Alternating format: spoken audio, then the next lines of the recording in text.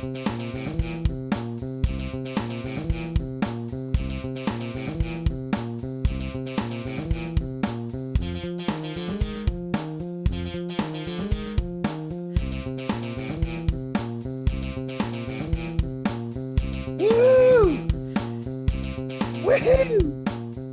up? Twitch.tv/The Trident Network. Hope everybody's having a great, what is it, Wednesday? Yeah, it's Wednesday. Hope everybody's having a great Wednesday. I am Trent Dozier, the titular host of I Love Improv with Trent Dozier. This is the show that you are watching now live on Twitch, or perhaps you are listening to it in the future as a podcast. However you're choosing to consume this, thank you. We love you. Welcome. If you're here live, why don't you shout out yourself right now in the chat? And you can also throw some shout outs to our technical support, the queen of the screen. It's Val Agnew. What's up, Val? What's up, Trent? Oh, nothing. Just living the dream. It's currently Game 3 of the NBA Finals is about to start, and of course, my beloved Golden State Warriors are in the game. But if there's one thing I love more than basketball, it's improv, baby. Wow. So I got to do this. I got to do this, and I'll be able to watch the second half, no problem. First half in an NBA game doesn't even matter anyway. So it's, this is actually working out great for me because I don't have to watch the first half, and instead I do get to do improv. It's kind of like a double bonus for me. Wow. That's how I'm feeling. How are you? I'm good. Most of what I know about the NBA, I learned when your internet went out during Matt Rorty's episode, and he vamped about the NBA draft for like 10 minutes. Yes, I do remember that. That was the most drastic of all technical failures we've ever had on this.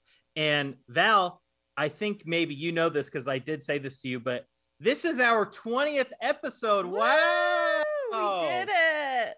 Back when we started the Twitch stream / podcast, many people were saying that we could never reach 10 episodes, let alone 20. And here we are, proving the haters and the doubters wrong once again. Pretty impressive from you and me, if I do say so myself. I am impressed. All right. Well, of course, this is I Love Improv with Trent Dozier, a part of the Trident Network. You are watching this live on twitch.tv/The Trident Network. If you would like to subscribe to the channel, you can hit the purple subscribe button somewhere down here, and that'll subscribe you here. Because, of course, the Trident Twitch channel doesn't just stream this show. It streams Monday, Tuesday, and Wednesday every week. There's great content there always, including the newly debuted last week, Bitcherton. Val, how did the debut episode of Bitcherton go? Ooh, it was dramatic. There was swooning. There was back talk. There was a lot of bowing. It was great. Good. Bitcherton is back on Monday. Tune in for that. It's a Bridgerton watch along, right? That's correct. That is correct. Cool. And we're doing the second season. So if you want to tune in next on this coming Monday, you'll need to watch episode 1 of season 2 to prepare. Got it. Take note, everybody. or you could just go in and have some fun. Yeah, enjoy without the wigs, knowing. Enjoy the intrigue. Yeah. Also, we mentioned this in our last episode, but still, the return is on the horizon. On June 20th, the return of Stupid Games, Stupid Prizes, one of the most fun game shows that is streamed on all of Twitch, hosted by the one and only Justin Swinson. And finally, next Tuesday. The 14th. The 14th, yes, June 14th. We are doing a fundraiser. Trident Network is streaming. That's going to be a part of a fundraiser for Resistance is Fertile. Val, why don't you tell us a little bit about the fundraiser coming up? Yeah, so in response to some of the laws or impending laws that are coming to fruition regarding women's bodies and women's rights, our friend Amanda Recupido, I apologize if I mispronounced that last name, by the way, Amanda, sorry. But she is hosting a fundraiser on Tuesday for some abortion funds. Awesome. And it's going to be a variety show, and it's sold out. So the only way that you can watch it now is on our stream here on Twitch. Very cool. And there will be more information on how to donate once you're locked into the Twitch stream. That is correct. But of course, you can follow the Trident Network across all of its social media platforms for more information on all things regarding that, and also all things Trident in general. All right. That's enough jibber jabber. I think it's time we get to this week's guest. What do you say, Val? Oh, I agree wholeheartedly. Oh, baby. Okay. Famously, I am from California, born and raised, and I am now back in California where I belong. But there was a 5-year stretch of time where I did live in Chicago. And when I moved to Chicago, I started improv classes immediately at both IO and Second City. My guest this week was not my teacher, but he was shadowing my teacher at IO when I started. He is very literally one of the first people I ever met in Chicago, probably one of the first 20 people that I met. And it's crazy because he's also from California. So, wow, small world. Big difference, though. He loves the Cubs and I love the Giants. And, you know, that's just the way it's going to be. He's one of the most prolific improvisers around. He is a great teacher. He is a great coach. And he is a great performer. Can he live up to the hype? I think easily. I think very easily. We're all about to find out. He is the Dukes. Everybody say hello to our guest this week, James Dugan. What's up, dude? What's happening? God, welcome to the Thunderdome. Yeah. You know, I mean, James, I think you know this about me. I love professional wrestling, and there's a lot of pomp and circumstance in professional wrestling. So Definitely. I like to bring that. I like to bring that to the improv screen, the improv ears. If you know, and also you made a big deal about you're from California, I'm from California. It goes deeper than that though, because we're both from NorCal, and like most people, a lot of people are from SoCal. We're both from NorCal, and not only that. Your uncle was one of my professors in college. Chico State. That's so funny. I was talking to my mom on the phone. Shout out to Allison Dozier, my mother. She is not watching live, but she will listen to this on a podcast. And she said, "Who's your guest this week?" And I said, "It's James Dugan. I don't think you know him, but your brother does." That's right. That's right. 14 years ago, he had me in U.S. history. And now look at James Dugan, all grown up. And I owe a lot of it to Professor Archer. We thank him. We thank him every day. All right. Well, now everybody's aware of how deep the ties run between me and the Dukes.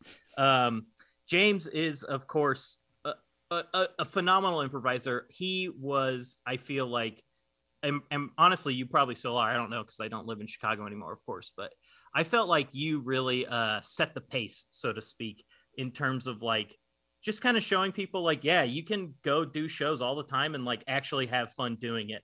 And I feel like you were kind of a pioneer in just being like, it's actually cool to do a bunch of improv. So I thank you for that. I think people of our generation really love and appreciate that about you. Seeing an older statesman who's not so bitter about improv and still loves it. I think that was, for me personally, that was super helpful. To just be like, oh yeah, cool people do think improv is cool, instead of just cool people being like, whatever. So yeah, that was a little compliment before the compliments. Oh my God, that makes me feel so good though. That's yes, I want everyone to know that I do love improv. I think that improv is very cool. I think it's very cool to do improv. Yes. In fact, James Dugan is one of three podcasts, I would say specifically, that influenced me to want to do this show. We'll talk about the other two podcasts some other time. Actually, we've talked about Jordan's podcast before because Jordan has been on a guest on this show. And I'm hoping to have the other hosts of other podcasts on anyways. But James was the host, one of the hosts for 3 years, along with Rob Grabowski, of the wonderful Talking Shop podcast, which recently closed its doors for the final time. But absolutely feel free to go back into the archives and listen to the old episodes. I was on one episode. So was brag. I. That is a brag. Val was also on one. Definitely a brag. It is. I was on all of them. James was on all of them. So if you're looking for more improv deep dives, go check that out. But if you're looking for two boys who love to do improv, doing some improv live right now on Twitch, it's time. Okay, James and I, are about to do an improv scene, but we need a suggestion in order to do that. Now, two things. First of all, we love all suggestions here, but we would prefer one that is a hearty, meaty, robust suggestion. For example, instead of saying watch, we would like something more along the lines of James is a watchmaker and Trent is his apprentice, and James is trying to teach Trent how to make watches because he is slowly dying. Something like that, something deep, in depth. You can add as many or as few details as you want. So if you know James and I and are ready to rip off your suggestions, feel free to throw those into the chat now. If this is maybe your first time seeing James Dugan do improv, which if it is, you must have not lived in Chicago. I am going to compliment James right now, tell him what I love about him as an improviser, and maybe that will help influence the type of scene that you would like to see him and I do. So you can hold off on your suggestion until that, and we'll jump into the compliment section right now. James, are you ready to sit there awkwardly and accept praise? Yeah, I've got my cursor hovering over the leave button in case it gets too uncomfortable. Okay, I'll try to keep like a loose praise. I won't go too deep. No, I mean, if you've got it written down, just read the whole page. No, it's not written down. It's all off the dome. I need it to feel natural because it is natural. James, like I said, you're one of the first people that I came across in Chicago, really, and definitely in like a superior role, like, you know, like a teacher or a coach or et cetera, a mentor, if you will, which I definitely think I would consider you someone who mentored me a lot, both directly and indirectly in Chicago. But being around you for all that time, I so often have heard you talk about improv and what you think is good to do in a scene and important to like make yourself feel comfortable and your teammates and the audience. And like, obviously you had a podcast talking about improv. So above all else, you care. And like I was saying earlier, there are so many people, especially who have been doing it for so long, like both of us have, who are just like, you know, have this whatever attitude, and you don't, you care. And above all else, I love that. Like I was saying earlier, you set a great example for all of us who were coming to Chicago after you. As an improviser specifically, you are great. You are like the perfect utility player. You can be at a 1 the whole show. You can be at a 10 the whole show, or you can slide in wherever you need. And one thing I've actually heard you say a lot about yourself is that since you have been on all these teams with very funny people, that you're always like, oh, like I don't need to be the funniest person out here. But with all that being said, your natural comedic timing and comedic sensibilities are truly up there with the best of them. And I know you surround yourself with like some absolute psychopaths on like Lil Tooties and coaching Devil's Daughter and like all these teams. You've been around some really great people, but just talking to you a lot, I don't think you give yourself enough credit for how funny you are, just straight up funny. I'm sure you do think you are funny. I know you think you're funny, but you are just, your comedic timing is up there with some of the best. Now, that out of the way, I think the stuff that you do best is when you are grounding, when you're grounding a situation filled with psychopaths. Is the best way I can put it. You have such a way of making the world that you and your teammates are building feel real, regardless of like what the situation is. I feel like a lot of times, like maybe you guys are in space or you're dinosaurs or it's something weird going on, but it's like, we're dinosaurs, but this is just a normal day-to-day conversation between these two dinosaurs. And you have a great way of putting that like film of reality over everything, whether it's based in reality or not. And I think that's what makes it so enjoyable for me to watch you as an improviser, is like, I just know I'm going to be in good hands with James, whether the scene is realistic or not. James will make me feel like this world is realistic and these people or creatures or objects are all real. Man, I don't know. I just feel like you're one of the best. You're one of the best to do it. You're a great teammate. You're a great coach. And above all else, James Dugan Loves Improv. Was that too much?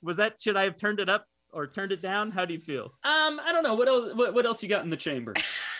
I could throw out a couple more things. No. We don't even need to do an improv scene. I could just talk about my enjoyment I get from James for hours. I think one of the one thing that you said about like it's one of my philosophies that like I don't want to be the funniest person, or not necessarily that I don't want to be, but a lot of times I'm like, there are so much funnier people than me out there, and I want to like just make sure that we like create the situation where they thrive also. But also I don't know if anybody's ever turned it around on you, but people have tried. Yeah. I think I remember you, I forget what it was. It was a show that I didn't go to, but you told me about it afterwards, that it was like a roast of you or something. And someone was like, you're just the poor man's James Dugan. And, and like when you said that to me, I was like, you're the poor man's me? Like, that's an insane compliment for me. Wow, thank you. That's an insane compliment for me that you disagree with that compliment. Yeah, that was a roast of me on my birthday, set up by my, at the time, not partner Nia D'Amelio, and now current love of my life, and of course composer of the theme song of this podcast, Nia D'Amelio. We all love Nia. She loves improv. We all love improv. Yeah, we love the Dukes. Well, I got no problem if people think you and I play similarly, because I think you're great. All right. Well, if you're in the chat and you haven't thrown a suggestion in there yet, please feel free to throw those suggestions in there now. Val, were there any already inserted, or are we waiting? Well, so the love of your life gave us one. She's in the chat. Love of your life and composer of the song. And composer. She also wanted to point out that you were dating at the time of the roast. And were we? And yes, she said, not true. We were dating. WTF. I thought it was before we were dating. It was Nia and John Randall, who is also a former guest of the show, put it on because both of them just love to roast my ass. And then all my best friends roasted me for an hour. And you know what? Never felt more loved. It was incredible. Also, honestly, I would highly recommend having your friends set up a roast for you. It was so rewarding. I wish I could do it every year for my birthday. You can. Yeah. The jokes would be the same for the most part. I don't know if we're going to get any more suggestions, but I did want to give a shout out to Christy Dozier, who appears to be in the chat. That's my cousin Christy. Hey, Christy. All right. I actually love Nia's suggestion, so I think we'll take it. Hell yeah, let's do it. All right. James and Trent are co-workers on a conference trip. They've been assigned to stay in the same hotel room. They don't know each other all that well, but they're friendly enough. It's nighttime, and James has a presentation at the conference tomorrow. All right. Hell yeah. Beautiful. Awesome. Thank you, Val. Thank you, Nia. Great. Trent, do you want to turn into this scene? Sure. All right. Great.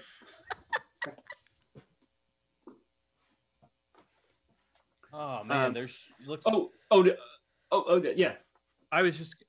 Do you I could call for like a trundle bed or whatever. We don't need to share the bed, obviously. No.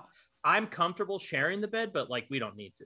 No. I think. Well, I'm like a bad sleeper, so for sure. Yeah, right. So yeah, I mean, if you went, I mean, or one of us could sleep on the chair. I can move the ottoman over, and I mean, if one of us is not, I think if we're not going to share the bed, we might as well just call up like one of those little rolly beds or whatever, right? Instead of doing a chair situation. We don't have to do. I mean, whatever's easier for you. I hate to cut your night short.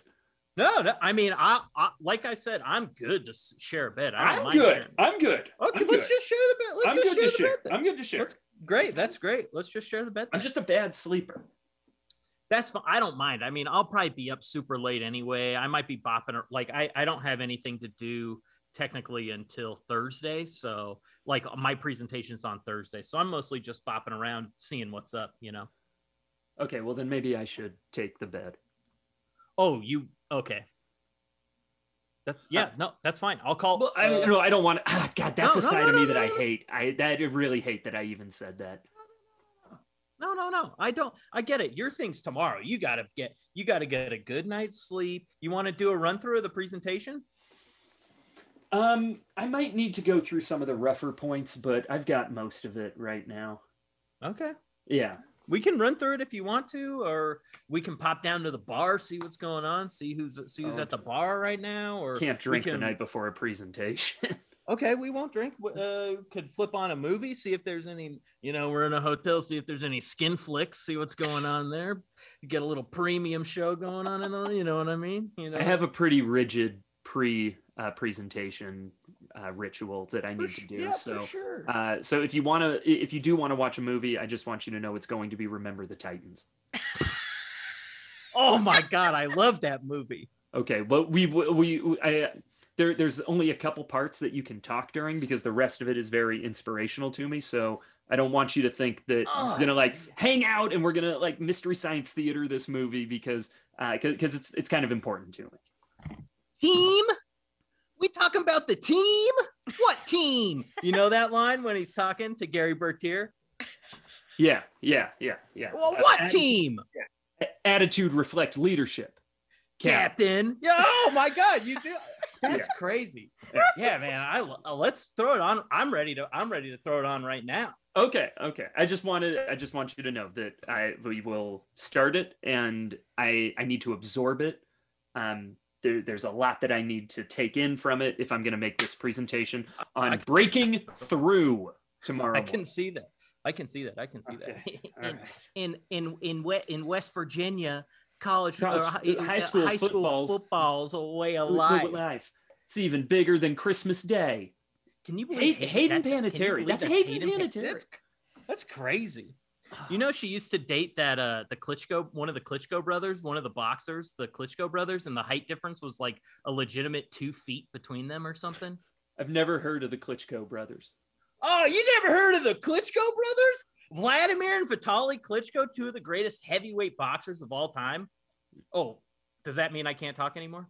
Well, I'm putting on my personal VHS copy, so we do have to go through a couple of the previews. So that's fine. Oh yeah, sweet. Can you believe they found us a place with the VCR still going? Oh, that's mine. You brought it? Yeah. Oh, I brought that, and I've got a backup in my bag just in case that one breaks. I know what my reputation is at the office. No, I don't. And my response is I'm fine with it. You're fine with being known as the stick up your butt guy? Yeah, and yeah, I am. Okay, cool. So I mean, that's just you're cool with it. Oh my God, the rookie. I don't personally think that. No, you've just heard it.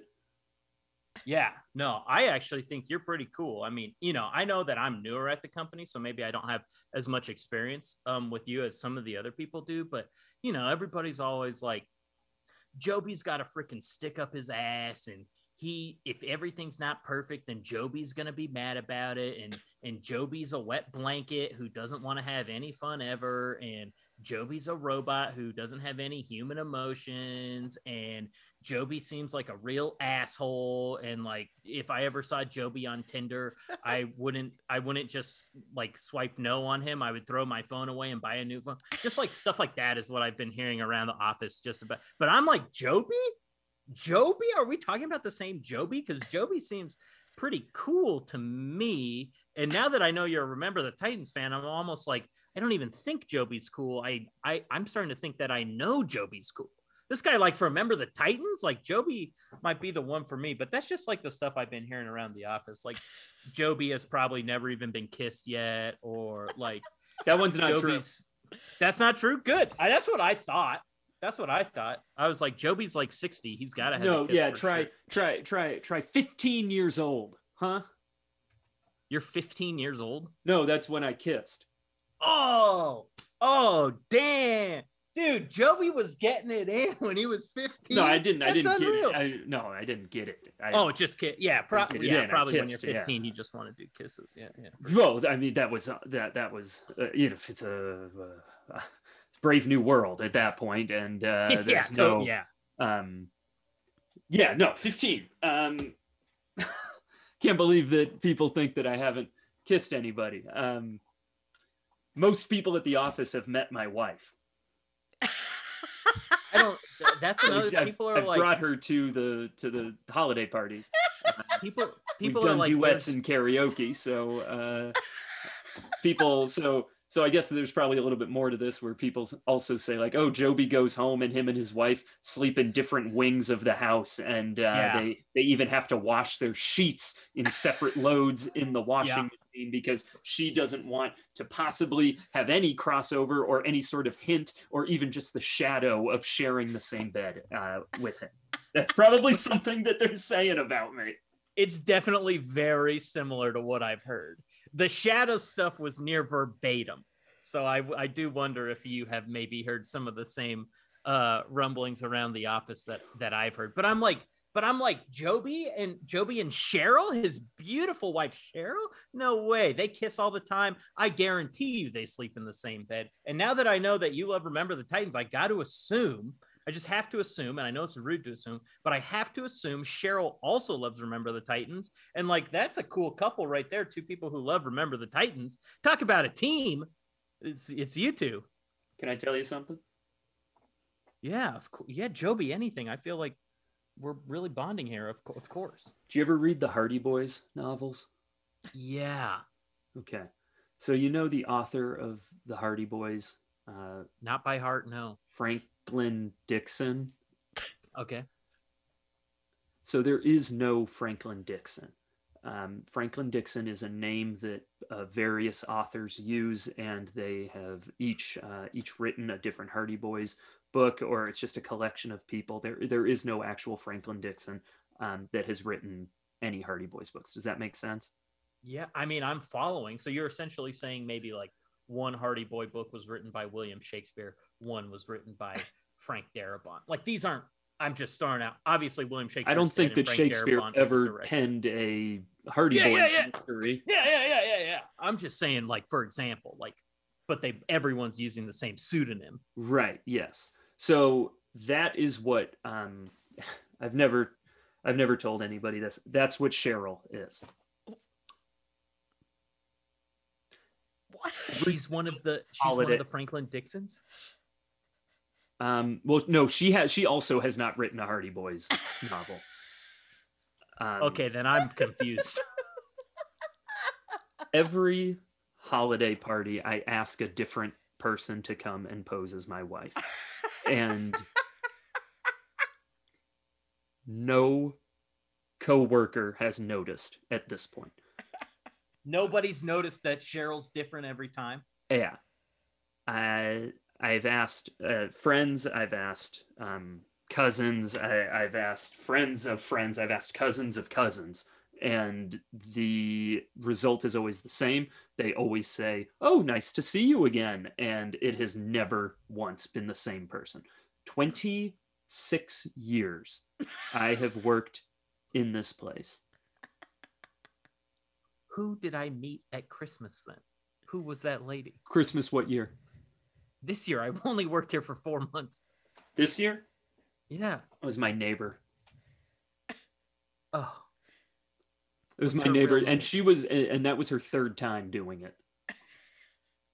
Well, if you're repeating some of them, I could see maybe how some coworkers would be like, good to see you again. A decade apart. Yeah. Wow. You drew the short straw, didn't you? What did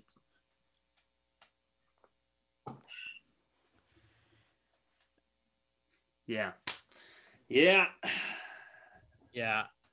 Honestly, Joby, I didn't even draw the short straw. I just said, I'll take it. Because I don't think Joby's that bad. And then now I feel like I'm on a roller coaster now. First, I was like, okay, I'm with Joby. He might kick me in the balls in the middle of the night. He's a rough sleeper, whatever. If I do, it's totally accidental. I wasn't going to blame you. You warned me ahead of time. You're a crazy sleeper. I'm a bad sleeper. I never use the word crazy. Sorry. I'm a bad sleeper. That's how it translated in my head, was like you were going to be like punching and stuff with your feet and arms. No. I don't know. If I can be honest, Please, I don't really know what to think about you now. Well, what did you think of me before? Cool guy.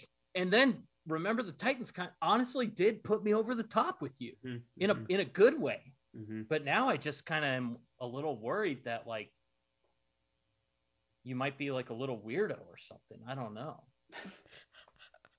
Oh, I'm a little weirdo. I'm a little weirdo, huh? Why don't you explain the little yellow bandana on your suitcase? I don't have to explain that to anybody if I don't want to. I will, because I have nothing to hide. Okay. But I want you to know that I don't have to do anything I don't want to do. You don't have to. No, but I've been very curious.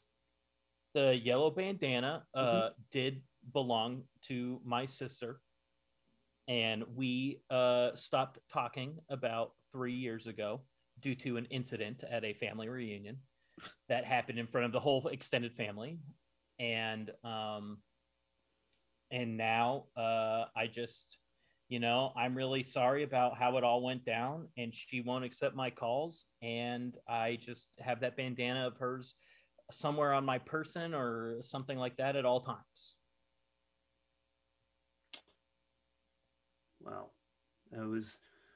If I'm being honest, I was hoping to get some dirt on you from that yellow bandana, and you were going to blackmail me, you little weirdo. Well, I wasn't going to blackmail you. It sounds like you were going to blackmail me. No, I'm not. Who am I going to tell? Who cares? Who cares what Joby has to say? I thought I did. I thought I cared. I thought we were on the same team together. I was going to help you prepare for your thing tomorrow, for your presentation. Are we on the same team? Left side. Strong side. Left side. Strong side. Okay. Curtis, are you here to replace me? That is what I've been told. Okay. Wow, they brought out another robot to replace Joby the robot, huh? I'm not a robot. I'm like a full functioning human. A what? A full functioning human. I operate functioning human operating? I'm a full functioning human man. I operate at a human rate. What do you do? Why don't we run a diagnostic on your feelings right now? You operate at full capacity and everything is within parameters? Yes, I'm 100% human. God. Hey, Curtis, why don't you take the stick out of your ass? You don't say that to me, Joby. I could say that to you. You're going to replace me? You're going to become me. I don't want to replace you. They want me to replace you. I thought maybe we could be friends. I would love to be friends with you. Then don't call me a robot. Listen, I've been doing this long enough. I know the path. All right? You start coming to these conferences, then they throw you a presentation or two. You have one bad presentation. You go, what happened there? What did I do wrong? Then you're following the same step every day. You're thinking, maybe it was my weird breakfast. Maybe it was that I took an Uber here instead of walking. Maybe I stayed at a hotel too far away. You're going to start getting into a routine, Curtis. It's only a matter of time. What is that, a bullet journal? Yes, I just want to write down a couple thoughts. Okay. Wow, got a little bit of a routine, and it's some half-inch lettering there, huh? Well, if the lettering's too big, then I'm wasting the pages. Don't question. Got to be efficient, right? You have to be efficient in this line of work. When we're trying to break through, you have to be efficient. Oh, Curtis. Oh. You might as well just crawl into bed and sleep directly beneath me. If you want to just occupy the same space that I do.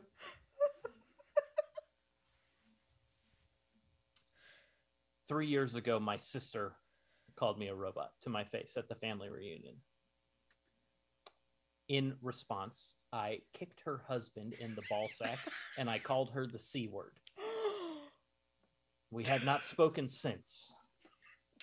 So if you want to make it through the night to your little presentation tomorrow and have your job remaining, do not call me a robot again, or you're going to find out what's in my suitcase.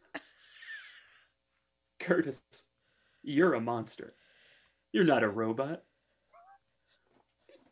You're an absolute monster. You're Godzilla coming to destroy the city.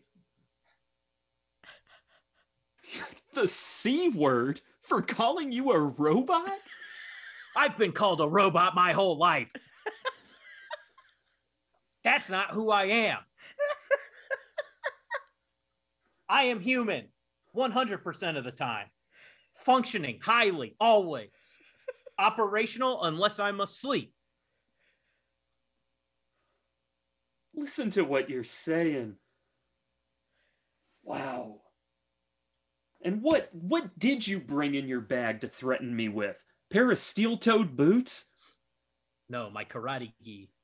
I put my gi on and I become better at fighting, obviously. Oh, Curtis. The only thing that cancels out a gi is another gi.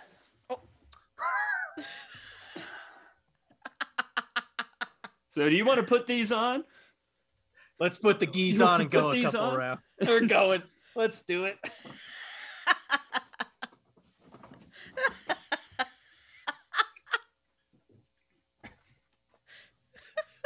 Oh my God, you're a purple belt? Yeah, that's right. Junior grade. I'm a junior grade white belt.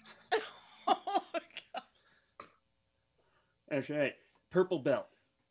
You see this? It's 15 years of work to get to purple. I've been doing karate for 6 years and I'm still white. Choose your kata. I don't know what that means. That's the scene.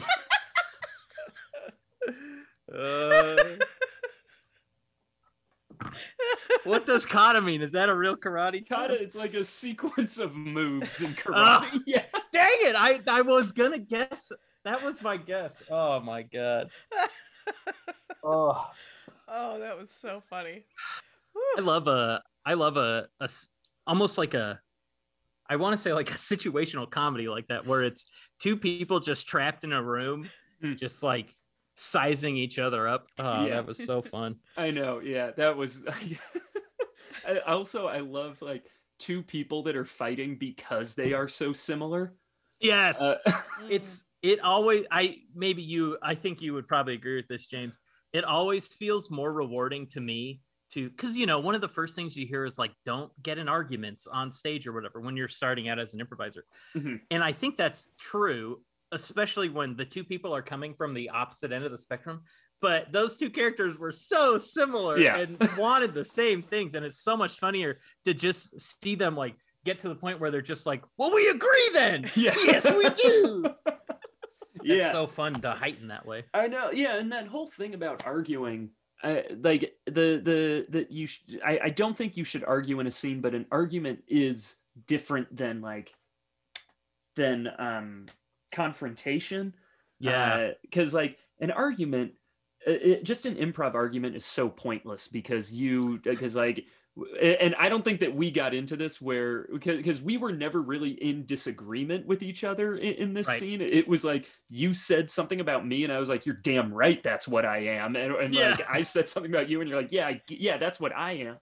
But that like an argument, because it's more when you just start making up things to make yourself more right than the other person is in the moment. Like that's such a trap in improv. Yeah.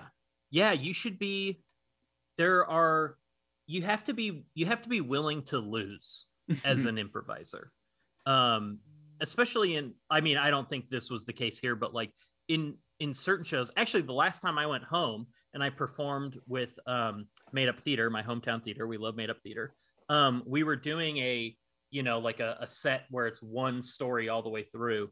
And, I was the bad guy in the office. And basically at some point you just have to be like, oh, I'm going to be rude to my teammate because they're the protagonist of the story.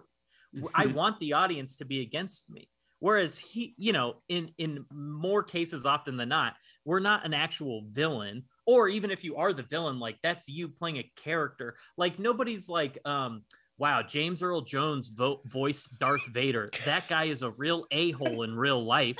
You know what I mean? Everybody's like, oh, I believe that guy killed all those younglings. Yeah. So it's like, there should be the audience is suspending their disbelief watching you. So you have to be able to suspend your disbelief on stage as well. And like, know that like, your friends aren't going to be like, wow, Trent was a real asshole in that scene. Yeah. He's changed. Uh-huh. We're all in agreement. It's an understanding. Like, yeah, these are characters that we're all playing. Remember the Titans. What did that how well do you know that movie? Pretty well. I mean, we hit most of my favorite sayings from the movie. The only other one would be Petey Williams, running back, y'all. The running back, y'all. But that was like that was such a genuine reaction from me, Trent, as opposed to Curtis, the character, which is, I love when that happens in improv, because it's sometimes hard to hide your reactions in real life. But then you can quickly like weave it into the foundation of this character. Like, that's why also I think like people love to play, or not necessarily love, but like your day-to-day life bleeds into your improv scene. And you're like, well, all day at work, my boss was yelling at me. So I'm going to be this boss in this scene because I see James, at an office, and I'm going to be like, this is bleeding into my mind right now. So it's top of mind. I mean, that's another argumentative example, perhaps, but because literally I said remember the Titans because last year I ran a marathon, and the night before I was like, I gotta like, I'm all like weird and amped up, and I've got to like calm myself down, but I've got to like also do something. So I put on Remember the Titans, and like, and I was just like, I'm gonna watch this, and it'll like settle me before I have to go do this thing tomorrow. But also to what you were just saying about what you like, kind of what you experience and what you talk about bleeds into the scene. Immediately before we did this scene, we talked about how similar we are as performers. And so then the scene is like, well, you're just like me, and you're just like me. It was literally two guys in the Spider-Man meme just being like, hey, wait a minute. But I'm, and you're, what the? Yeah. But I do think it always just feels so much more rewarding to see the same person arguing with each other as opposed to differing views. Something that we've talked about on the podcast before is one of the biggest things that I was told in Chicago that I really, or a piece of advice that a teacher gave that I really carried, was with Joran in level 3 at IO, where he said that essentially, like, he was talking about the Herald specifically, but I think it's applicable to all of improv in general, or any form or whatever. But he was basically like, you learn the rules so that you can break the rules. And like, don't argue is a great rule for someone who's done improv for like 2 months in their entire lives. But don't argue. Like, there's not really any rules. Once you've improvised for X amount of hours, then you're kind of like, these are all the tools I have. Now let me use them to best serve the scene. If I need to get in an argument with James, I feel comfortable to do that and know that both of us can like get out of it and not make the whole scene about the argument. Oh yeah, the rules. Oh, go ahead, Val. Sorry. Oh, I was just going to say, I think something James said earlier kind of resonated with me about that, which is like, it's not about when you're arguing, but like it's serving the scene. It's because you're Yeah. actually agreeing with each other. Like the Yeah. the two players are agreeing with each other, even Yeah. if the characters are not. Whereas like a fight that doesn't work in improv is because the two players are not agreeing with each other. And typically it's because Yes. at least one of them is trying to exert control over the scene.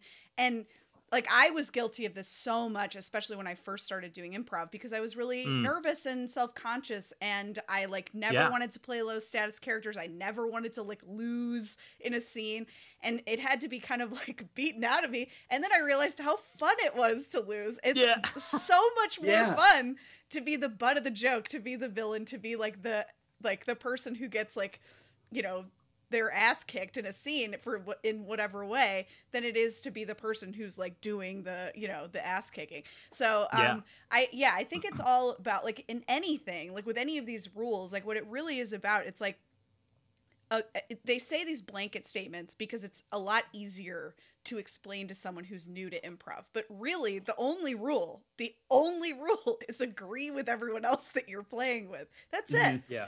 Yeah. And yeah, I always say that the rules are there for when things go wrong.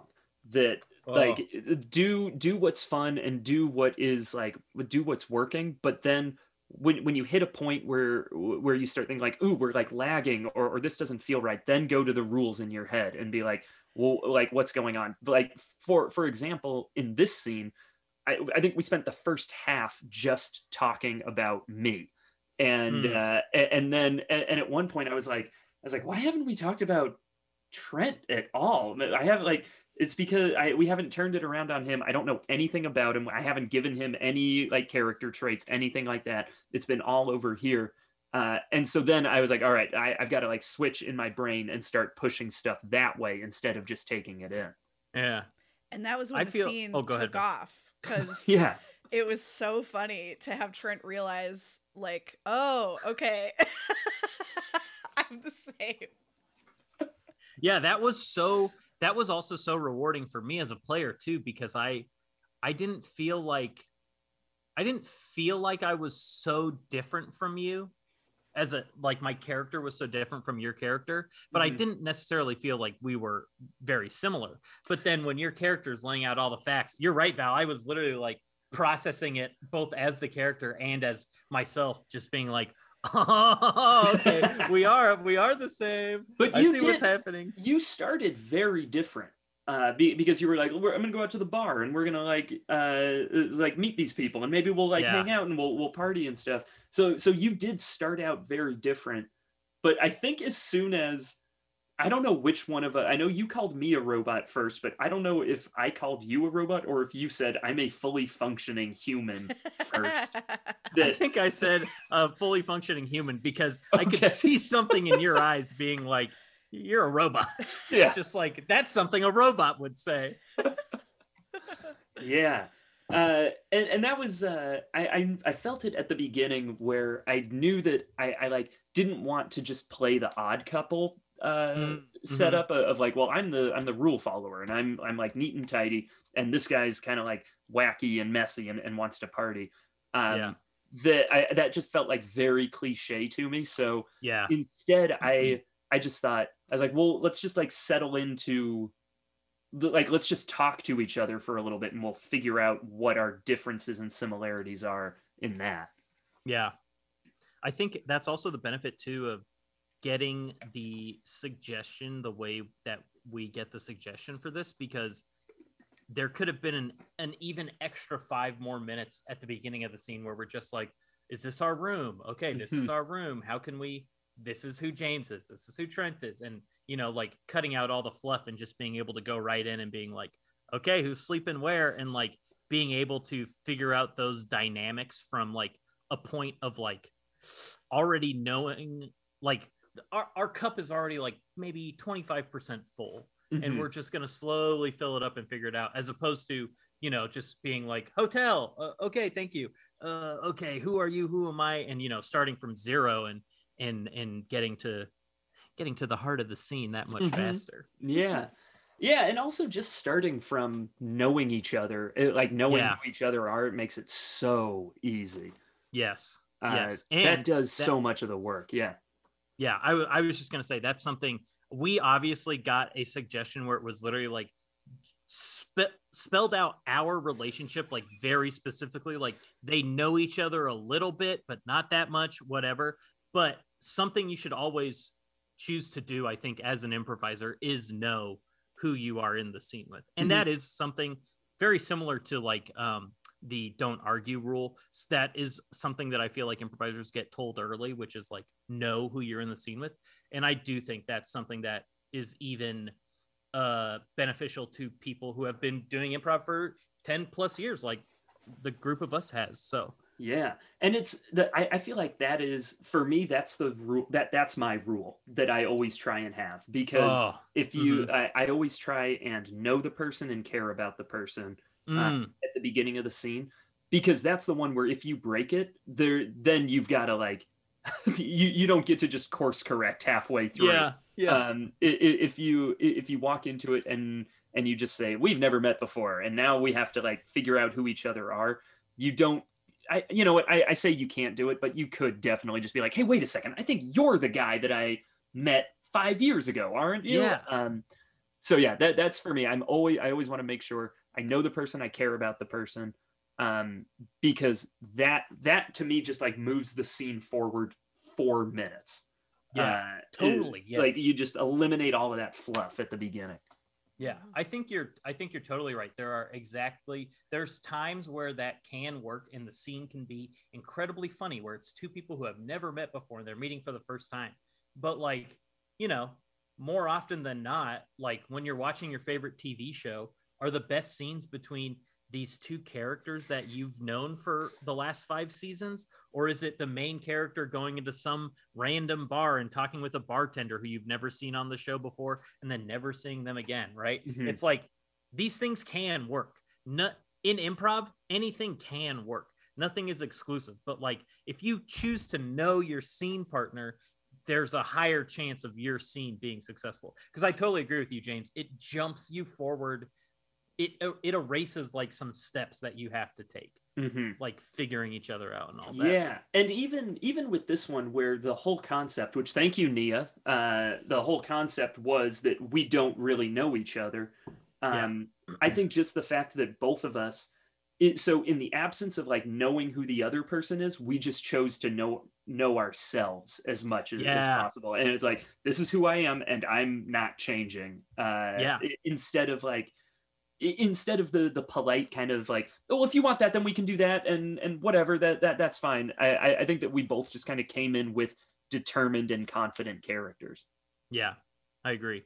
And it's also nice to play with someone, which you were like in this scene, James, and are in general. But it's nice to play with someone where you give them a gift. Like if I was like, you're, you know, James, if I was to say to you, you watch Remember the Titans all the time, and instead of you being like, well, I only watched it the one time or whatever, James is the type of player, and I think everyone should strive to be the type of player to accept the gifts that are given. James would be like, yes, I love Remember the Titans. And now James has this piece of information about himself, you know, instead of just trying to be like, I like your idea, however, I'm going to tweak it a little bit. Just like the main takeaway for everyone from this should be just be in agreement. And I think the way Val put it was best. Me and James, as the performers, need to be in agreement. Curtis and Joby don't need to be in agreement, but Trent and James need to be on the same page, and we were. Joby is such a good name to give to a person. Also, I always try to think of the most ridiculous names possible. That way, it'll be easier for me to remember Joby than it is for me to be like, did I call James Jake or John? Did I call James James? What's James's name? Like Joby is like, that's not like a real name necessarily, so it's way easier. Yeah, I love stuff like that. I always one of my teachers one time was like, when you got to make up names, use clusters of names that you already know. So it was like just name them cousins of yours. Give them like real cousins names, or Chrissy, I think like I think the example that he gave, actually, he was like, you should use clusters of names that you know. So like if you have to name a bunch of people, you call them like Reed, Sue, Johnny, Ben, and I was like, that's the Fantastic Four. That is. That's his cluster. That teacher had no family. His family was comic books. That was it. Oh my God.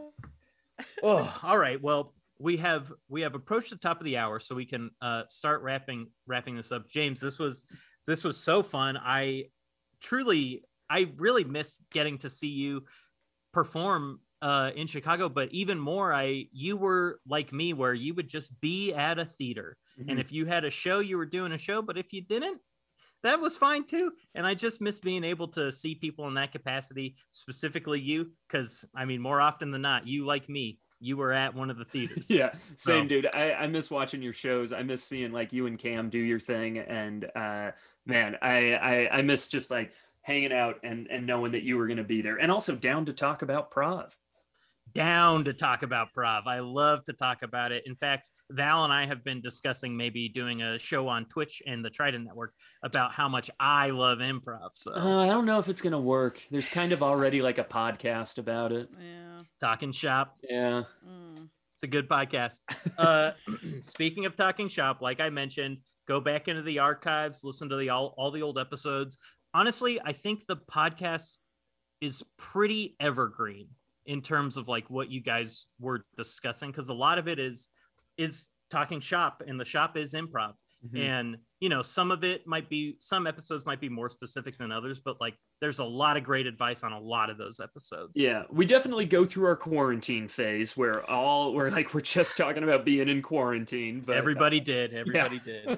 But yeah, I do think I think that we were super blessed with the guests that we got, especially towards the end, where we just like, kind of shot our shot with a lot of people, and really great almost guests. all of them said yes to us.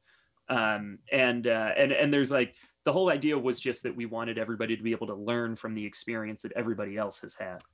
Yeah. Yes. Because push come to shove, we all love improv.